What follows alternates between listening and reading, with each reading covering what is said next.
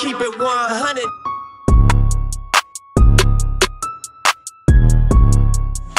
Media Girls Network! That's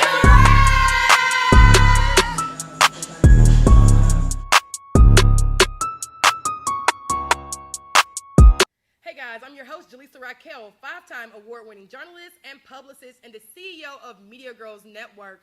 We're kicking off the official first episode of the Media Girls podcast. We're going to be covering everything media, lifestyle, entertainment, beauty, travel, you name it, we got it. And I'm so happy to be here. Make sure you guys tap in with me and follow me at The Baddest Row on Instagram, THA, Baddest RHO.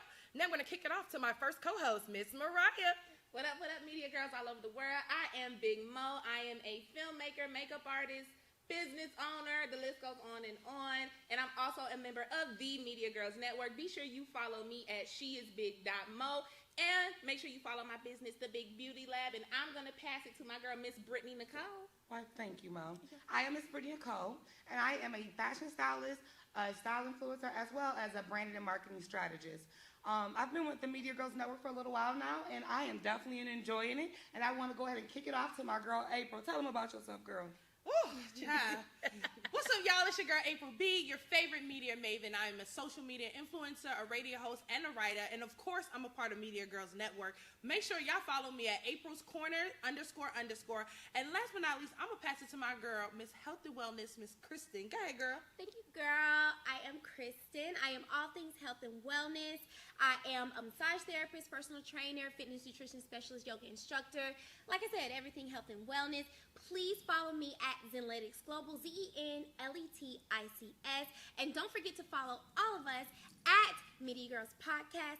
All right, y'all. So let's go ahead and jump right into it. Mr. West. Ooh. Mr. West. Mr. West. Now, they say once you get on, he leave you for a white woman, right? But we are witnessing. Well, he said that. Yeah, no, he said He that. He said that. He said it. But what And we he are definitely witnessing. did that. Whew. Okay. So I don't want to take away from Kanye's genius because we all recognize and appreciate Kanye as the influence and the artist that he is, which, however, I think has aided in him being able to not be held accountable for certain behavior. Absolutely. Because this is absolute absolutely. full-on, all-out Norman Bates psycho thriller behavior. And I feel like what's going to end up happening, God forbid, is we're going to hear Kanye has done something absolutely horrible before we hold him accountable, because right now, while we're watching this black man go through a mental unraveling, it's comedy, it's entertainment. But the minute he is held accountable for that, then, I don't want our view of Kanye to switch, but I also Why want not? But what I'm more afraid of than that is that somebody is going to do something crazy in the name of Kanye. Exactly. You know what I'm saying? Like, I don't think that he'll necessarily do anything crazy, but I feel like one of his fans or somebody who really is taking what he's doing and what he's saying seriously is going to, like, harm Pete Davidson or Kim Kardashian or, God forbid, one of the kids. Like, something. You know what I'm saying? So... And that falls on Kanye. But yeah, do it you does. believe he is doing this out of a genuine love and desire to get his family back? Or do you think Kanye is doing this because he knows Kanye can get away with it? Kanye's a I think narcissist. that he's a narcissist. I think Like- that he knows he can get away with it, and I think that he's doing this out of selfishness and possessiveness. But he's It's having not mental health necessarily issues. love. I mean, nobody knows, the truth, honestly. I feel like you have to think about it. This man lost his mother. He never dealt with the trauma that, changes you when you lose a parent or someone just very important to your life. As far as someone keeping him grounded, this man is a genius. He has elevated and continued to elevate on the highest level in fashion and music, entertainment, all of that. When you have that type of fame and money to your access and you don't have any real people around you to keep you grounded, you can lose yourself. That's true. So instead of judging him, I feel like it's more of a mental thing. He really needs to deal with He therapy. really has help. He needs Yeah. to No, get that absolutely. treated. Yeah. And And instead of yeah. the world like necessarily judging him per se or how he's acting out, he needs some real people in his circle to take him to therapy, to sit down with him, to pray with him. Like, seriously, he needs some real people around him. Yeah, Pick me, I y'all. agree with that. Because I don't agree. I feel like we are literally pacifying Kanye. The mental health thing, I think we're way past that. And I think us continuously saying his mental health. Yes, okay, we can, and I'm a huge mental health advocate. But at some point, the accountability does not fall on his mental health. It falls on his behavior, his actions, and a lot of this, yes, it might be aided by that, but how long we gonna keep that going? I'm just saying. Behaviors correlates with mental health. I was that goes about one to in one. Back off of that because if he's not aware that he is doing something wrong, and if in Kanye land, this is not only normal behavior but acceptable behavior, and if no one has ever addressed his mental health as a problem, then he's not gonna know to get the help. Right. I completely agree. Like, I agree with that totally. So, have you guys watched the Netflix documentary? Loved it. Yes. Actually. It was you can tell amazing. his mother was his keeper. But this is the thing about it with Kanye is Kanye had mental health issues before Kanye became Kanye. So when you're starting off with already having mental health issues, his mother was somebody who helped Kanye not self-destruct. As you notice, she spoke life into him constantly if you watched it. Absolutely. Constantly speaking life. When Kanye got big, like Jaleesa stated, he doesn't have the right people around him. Mm-hmm. And when he already has this big head, he's a narcissist, clearly. Clearly he's a narcissist. And when you don't have good people around you that's telling you, this is crazy, don't do this. He has money, so they're just doing whatever he says. And they mentioned that in the documentary when the man who actually filmed the documentary, he stopped coming around. He hadn't seen Kanye for years, and the people he was surrounding himself with weren't guiding him in the way that he had been previously guided at the height of his career. Y'all don't think that Kim tried to help him? Yes, absolutely she did. I absolutely do. I don't think she had. If you watched I don't. I watched the Kardashians. I think that made it worse. Faithfully, and he was a lot on her. With having 4 kids, he was crying over the fact that she didn't give him flesh-covered Band-Aids. Dealing with 4 children and you have a crybaby man. I just don't think so. I don't think that she really knew how to properly talk to him, guide him, and everything like that. I think she tried. I think any effort that she put through wouldn't have mattered, only because she just didn't know how to go about doing it. She doesn't have that connection. She was inexperienced. She doesn't have the connection. She doesn't have any of the tools or anything like that. She grew up rich. She grew up rich. Right. She grew up in a completely different world than he grew up and everything like that. What does her growing and up not rich only have that, to do she grew up with a different lifestyle. It's a whole different environment lifestyle. and experience. Her life, how she experienced life, was completely different. Well, I don't understand what her growing up rich have to do with her not knowing the right tools to help Kanye get mental health. Girl, I'm broke. Okay, so let's back it up. Let's unpack that.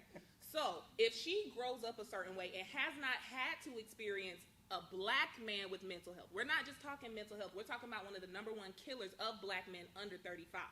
So when we navigate through that, she has not experienced poverty. She has not experienced a single household. Not experienced the rejection of a father. She has not experienced, no offense to Kim Kardashian, the actual grind to the bone, to bleed for this and for this lifestyle. Mm-hmm. And I fully believe that joining the reality show of Keeping Up with the Kardashians is kind of what ignited Kanye to be okay with doing certain things in the public eye. It's not to take away from the fact that what Kanye is doing in his behavior is wrong, but it is to fully acknowledge the fact we're not dealing with a logical person, so we cannot expect him to make logical decisions or to make logical actions. Yeah, I agree. I fully believe he should be held accountable.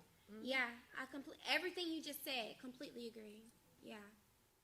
Well, we definitely do wish the best for Kanye and Kim through this journey. I pray that they find a common ground, even if it's not uniting again. But let's switch gears, y'all, because one thing for certain, 2 things for sure, God saved the queen, but Justin Lee knocked her out. So, baby. So that was wild. So, first of all, let's talk about it's just iconic as a gossip blog to not only leak the news of Lizzie's passing, she don't get that queen title from me, but to leak the news of Lizzie's passing and then to not only double down, but to not hear a statement from the palace. Do y'all think the queen has been dethroned? First of all, I love that you called her Lizzie. She's a colonized. She don't get the title. You better bring her back down. Yes. I don't think she's been dethroned per se, but I definitely think that he has. Because how are you going to be a gossip blog and you're supposed to be reputable, but you didn't do your research? How? I just So don't you think understand. the queen really dead? Let me explain something to Absolutely y'all. not. You think the queen Let really me- dead? Oh, absolutely. If So you think that Rockefeller fake can get- picture that they put up on her on the computer was fake? Absolutely. What? Absolutely. First of all, Rockefeller went through 5 heart transplants. So you're not finna convince me that the wealthy and white of America cannot live forever. Number 2, if the queen was dead, Buckingham Palace would say something. If someone said the queen was dead and she wasn't dead, Buckingham Palace would still say something. Buckingham ain't said jack. So, I mean, She gone. so because they haven't said nothing, we're just gonna they basically do that. assume that it's The true. only reason is because, from my perspective, Jason Lee isn't an amateur. He's one of the best of the best. So Is he? I think he's I think he's fully aware of the consequences of leaking a story like that and being wrong. And the fact that he's doubled down on it, I think she. But he didn't Yeah. double down on it because if you notice, Hollywood Unlocked uploaded that same picture that everybody else was uploading saying that the queen was still alive. They never retracted their statement. They never apologized for it. So I think he really don't know and he just going with the flow.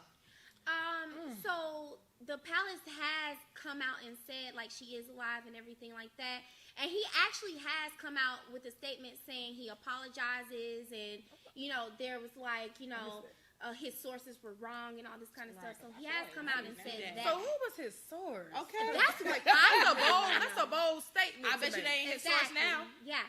It was spiritual word. But Buckingham Palace is very much known to, if a king or queen passes, they do not tell you right away. When Queen Elizabeth's father passed away, he was dead for like almost 5 days before the public even knew he was dead. Because they have to prepare publicly, they have to prepare their statements, they have to prepare the king to move forward. So all those things. So it could, I'm not saying, I don't know if it's true or not, but I will say that they are known for somebody to pass away of that high stature, and they won't tell you right away. They might not tell you right away, but they're not going to come out and say it's not true. They just won't say anything. They did say that. It was a rumor that he was dead. Because he had died from cancer. And they had said that he was not dead, but he actually was dead. But it's a publicity. Okay. It's just like PR. It's just a PR thing. We need to figure out our statement. You got to prepare your country. Like, it's not just how regular entertainment people pass away. It's more like, okay, we got to prepare a whole country for the death of a king or queen and then move forward into the new one. Definitely. Okay. Well, I'm gonna keep my thoughts on the British monarchy to myself because I'm a bit of a conspiracy I love the theorist British and a rebel. monarchy. I do not. First of all, we not gonna go there. Yeah, please don't take it. We're not gonna go to the indigenous Right. children. But what I will say is that I just believe within the British family because you're the queen. I fully believe you can get away with anything. And if you can get away with the murder of over 200 indigenous children buried on school grounds, you can absolutely get away with faking your own death. Exactly. Okay, yeah, I will agree sit with my that. teeth on that one. I cannot deny that. I had to take a swig on that one. Yes, definitely. All right. Yes, you could. So we are going to switch gears and pass it over to our lovely CEO, Miss Jaleesa Raquel, the baddest. Well, yes, it's March. It's Women's History Month. So I definitely want to talk about just all the amazing, influential women in the media and entertainment space. Definitely cannot talk about media and entertainment without paying our respects to TV, news anchor, veteran Javita Moore, who recently passed away from cancer. We actually had the opportunity to have her on our network for an interview on Content and Coffee, and she was such a sweet and amazing woman in this industry. So definitely, want to pay our respects to her. She is definitely missed. And then we also want to talk about just mental health and working in the media and entertainment space. We as women, we do so much, we carry so much, but being in this industry alone is a full-time, very fast-paced job that takes a lot requires a lot from you. So I definitely want to talk about Chesley passing away, the previous Miss USA. I had the pleasure to interact with her and interview her, and she also was working in the media and entertainment space, so it's a very delicate topic, and I definitely want to make sure that we are prioritizing ourselves during Women's History Month throughout the year, daily, but I definitely want to talk about, mental health and the different struggles that we face in this industry. Well, I have a question to pose to you guys. How do you balance yourself working, trying to have possibly a relationship, friendships, because all of us are somewhat that we do media, but we all have careers and we're entrepreneurs and businesses. So I would like to know, like, how do you guys like really figure out how to make it all happen, but keep yourself sane? I'm in therapy. Me too, girl. I just started. I love it. I am definitely in therapy. I have a therapist and I have a what do you call it? The lifestyle wellness coach. I have a psychologist and a psychiatrist. Oh, Yes, so you I have got both. everything. Oh yeah, I got both. absolutely. And I'm on medication.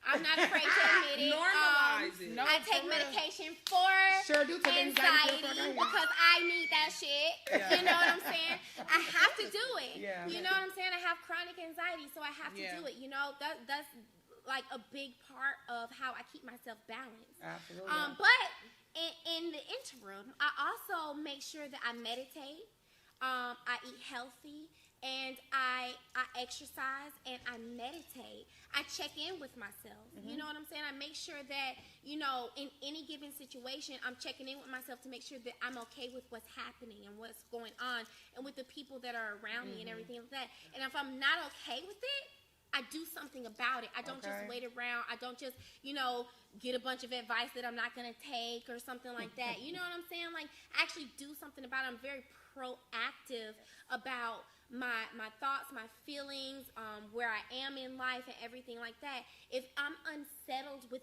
anything, it does not matter what it is. If I'm unsettled, then I am not settling. I'm changing that. Absolutely. You know what I'm saying? So I always check in with myself. So And I pray. I take it to There you God. go.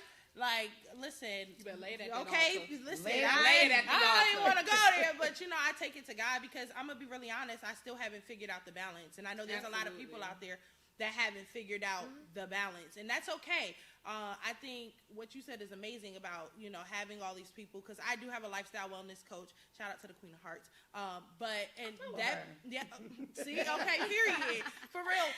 But I also think too, just recognizing signs of, like you said, not being okay. You know, if you're stressed, if you're all of this stuff. I was once a high functioning depressed person, and I think that's a lot of us in this industry, especially. We go on and we keep going and going and going, and we don't really acknowledge what's going on, because we think that if we build our schedules and keep going, then that must mean we're successful, we're doing this, but we're successful in one but we're wearing our bodies down in another. So I think praying to God, absolutely, going to church, whatever your spiritual healing looks like for you, whatever. And then, like you said, keeping therapy. I wanted to look into medication because I have chronic anxiety, but I just haven't made it there, and that's another part of, you know, being high pressure. I have a recommendation, babe. Okay, well, period. We'll get together. Yeah, I definitely think that, you know, when it comes to mental health for me, I'm still trying to find my balance, and, you know, every day is a opportunity to try again for a new start. So I am doing better as far as prioritizing, taking weekends off, and doing more things that make me happy, which I feel like we always should do, because yes, this is a fast-paced industry. It keeps us busy, and sometimes I have my moments where I feel like I get burnt out. So I have to start like taking vacations, taking time to reset. I've already planned travel to go to Jamaica in a few months, so it's just like I am being more intentional with taking breaks this year. And I would like to say you absolutely have.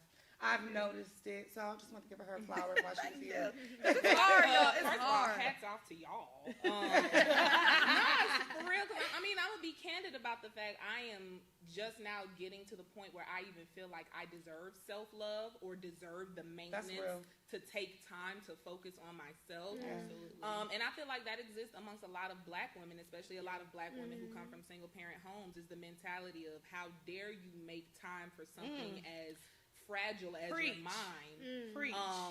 And like Brittany said, the balance is, I feel like I have the balance down because I'm used to not only disassociating, but being so hyper-focused on many things at once that it's just like, there is no balance. I'm just doing it. It's like blinking. Right.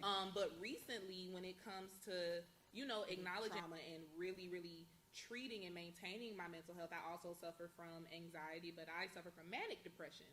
So I'll cuss you out and then go in the bathroom and scream into a towel. Really? But I'm also a survivor of self-harm, and I've always advocated for that when it comes to mental health, because not only is being a high-functioning depressive knowing how to mask it, but it's knowing how to hide a lot of physical things. What? It's knowing how to hide the weight gain. It's knowing, or the weight loss. It's knowing how to hide the bags under your eyes or the hyperpigmentation that just comes from being emotionally drained. So I'm just now getting to the point where it's like, you can get your nails done and not feel bad about it, or you can really spoil yourself, and if you don't feel like you deserve it, you're not going to make that time. So I commend myself on finally getting to that point.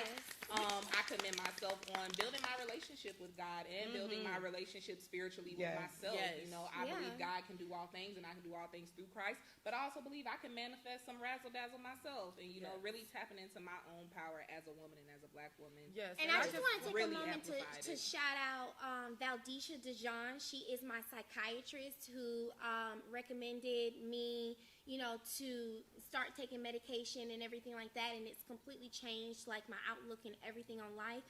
Valdisha DeJean, she is at Georgia Medical Wellness Center here in Atlanta.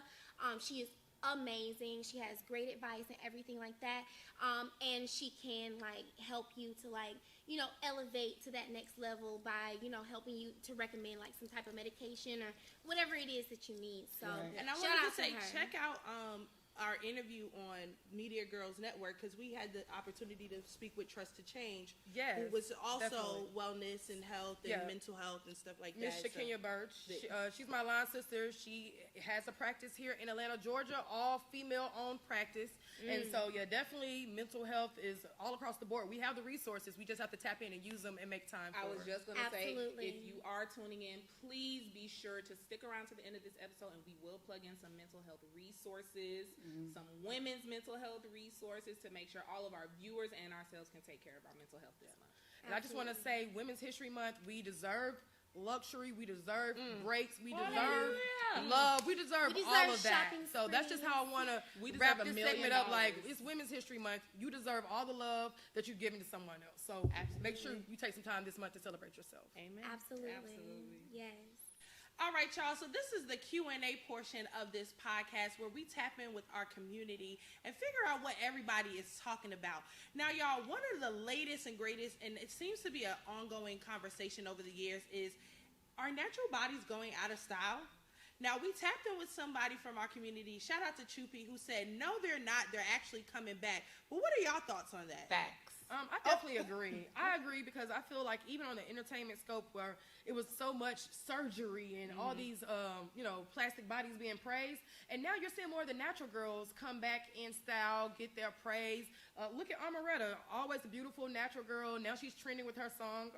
So I just feel like, now we're starting to see more women embrace their natural bodies. Then we got Enchanting. All the girls are, the natural girls are still winning. I mean, I don't ever feel like the natural girls stop winning, but I feel like surgery is starting to maybe die down a little bit. Okay. Because people are tired of the lopsided boobs. I also feel like that has a lot to do with the amount of discrimination Black women face in hospitals. You go in for an infection that you are in excruciating pain for, and they assume, well, you just want drugs, and you just want, you are an addict or something, and then a lot of women go untreated and walk around, look at how they look. So I agree, natural bodies are coming back, but my question is, how y'all getting y'all natural bodies to look like they have been handcrafted by a surgeon? Because I'm not gonna lie, I'm all for self-love. I still want me a little razzle. Oh, I'm going in a minute. I'm getting me a little. Okay, so the answer to that is they're actually still getting surgery. Like at the end of the day, like a lot of people are losing weight naturally, and they're still going and working out the kinks and twinks and this, that, and third, and it'll look natural, but it's still BBL. I think there's a difference between surgery and maintenance, right? So, like, if you're exercising, but let's say you have a little pouch, you want to go in for a little nip tuck, that's a little maintenance. But if you're going in and you literally constructing the goddess body from the whale, I mean, that's different, okay? So, and that I definitely agree with. I do think that, though, are natural bodies coming back in style? I think it's 50-50, honestly. Yeah. I definitely think that there are a lot of people out there who are still getting their BBLs and everything like that. But I think there are a lot of natural bodies that are accepted a lot more than they were at one particular time. Yeah. You know what I'm saying? So I think it's 50-50. I agree. I will say that, because you see on both ends where people are praising you for loving your natural body, and then they're also body shaming the people that are happy with their bodies. Like Lizzo is a great example. How people like trash her name because she glorifies her natural body, but if she wouldn't got surgery done, then they would probably also be criticizing on that end. So it's just like do what makes you happy. We should talk about body positivity has become so inclusive, and body positivity originally did start for plus size women and women who you did not see. Hashtag BBW. Hashtag BBW for sure. But now that the movement of body positivity has come about, you have people who aren't necessarily big, they just may have a different body type, and it's like, well, hashtag body positivity. And unfortunately, it still creates a huge space for fat phobia because it's like, okay, well, my body's just different, but you fat. And I feel like one thing Lizzo has done is not just erase certain stigmas around the sexuality of plus size women, but really erase certain stigmas around the intention of why so many people were getting surgery. Because I'm seeing a resurgence of the very early 2000s, very skinny Paris Hilton, Nicole Richie, very frail and thin kind of frames that are becoming kind of the new, those are the new templates now.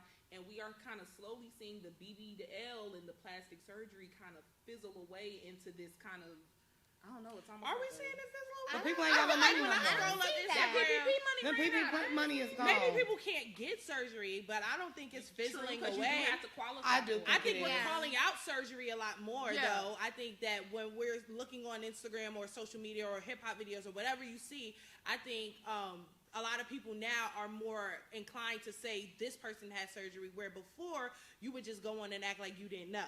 Yeah, and also I feel like there's more awareness to the dangers of surgery now. So maybe that's why it's been maybe a conversation more so about natural bodies coming to the forefront. Because now, like the show that just came out with K. Michelle, My Killer Body, there's so many graphic shows now that can show you the dangers and like take you like behind the scenes to show you this is what you have to go through to get those bodies. And I feel like that's helping like people start to embrace like working out more, eating better, so they can like not have to go through the knife, and everybody don't want to sit through all that pain and not be able to sit on their butts for 6 weeks. Like it's a lot that people go through, and I'm happy that shows like My Killer Body are bringing that to the forefront. Do you all think the surge in BBLs and BBWs, because BBLs and plastic surgery, because some people say I just love myself and I want to look a certain way. Do you think as a community, when we see 30 and 40 women in an airport lined up after having this surgery, how do y'all think it makes us look, not only as women but as Black women? I feel like it makes us honestly look a little bit desperate for like love, because I feel like a lot of those women are going there because they feel like they're lacking in some area, or they can't get the reactions they want from a partner, or maybe they're not getting the attention they want in their dating life. You got to think about it. It's Black women, a lot of single, successful Black women, and maybe they feel like, okay, I got to get the surgery, because the girls with the surgeries are getting the ballers. They're getting flued out. It's this persona. You got to think about the music, everything from city girls, all of this stuff. So I feel like when you see a long line of 15, 20 Black women all going to get the same surgery, it's like it's kind of sad to me, because it's just like we are so dope and already valuable, but we have so many things fighting against us in the media and the press that tells us that we're not. So we feel like we got to go and have a fatty. We got to have a small waist. We got to have this, and it doesn't matter like whatever shade, size. Like Black women are so magical and beautiful. So I just feel like honestly that is a cry for help. Honestly, I disagree. I disagree because I think that doing those surgeries and stuff like that, there's so many different types of women from different backgrounds and different ethnicities and races and all this kind of stuff who get the surgeries. I think it's an individual thing. You know what I'm saying? I don't think it's on us. I don't think it makes us look a certain way or anything like that. I think that, it's just an individual woman, no matter where she's from or who she is or anything like that. I think it's her decision and everything like that. And whatever judgment people want to place on her, that's what that is. But as Black women, I don't think it makes us look any particular way. If anything, it glorifies us, because they're all seeking to have the things that a lot of Black women have naturally. Yeah, but Black women, we already possess it. And I feel like because other women are going to try to get their bodies to look like our culture, that feels like, they feel the competition. You know what I'm saying? Because now, at first, it was like, oh, Black women, we're shapely. We got the bodies. Everybody got those bodies now, because everyone can go buy it and duplicate it. So how does that not feel like you're trying to compare? And also, just from just knowing people that have had surgery, friends and things like that. I know friends that have gotten surgery out of depression, you know, like literally, like they're going through something traumatic. They went through a breakup. Let me go get my body done. Right. So it is a case by case thing, but we cannot ignore it. It's literally surge numbers, like crazy to see 40 and 50 people all going to get the same Miami. surgery, and everything is not case by case. Like it's social media that exists nowadays. Yes. That the comparison, Yeah. is so serious. We didn't have Yes. social media 20 years ago where everybody was being seen and wanted to see a fatty so they could go to get their BBL. Like social media, all this stuff, the comparison, everyone trying to duplicate and have the same body. Everybody has that the has exact same amplified The surgery obsession on with a black major women's level. Appearance. Yeah. There You is have a to- literal Well, we live in a obsession with narcissist the community. judgment Exactly. of black women's appearance.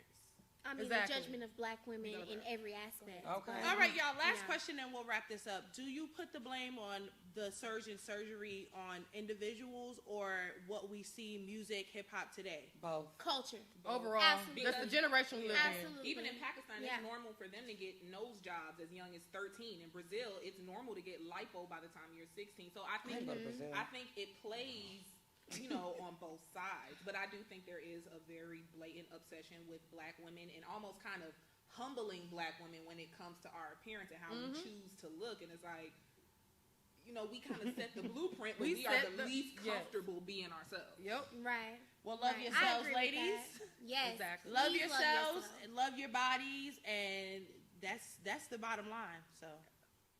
There you have it, folks. That was an amazing first episode. I am so happy that we got the podcast up and rolling. Definitely the return to the mic for Media Girls Network. Make sure you guys lock in with me, The Baddest Row, THA, Baddest RHO, of course, Media Girls Network, Media Girls Podcast, all that good stuff. Be sure you tune in with your favorite media girl. She is Big Dot Mo on Instagram, and also be sure to follow The Big Beauty Lab and Miss Brittany Nicole. And make sure you follow me at Miss Brittany Nicole _.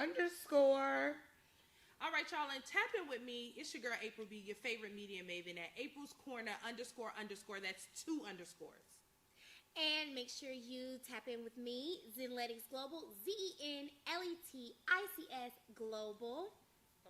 And there you have it, folks. Make sure you guys tap in with us at Media Girls Podcast. Stay tuned for the upcoming episode and visit MediaGirlsNetwork.com. That's it.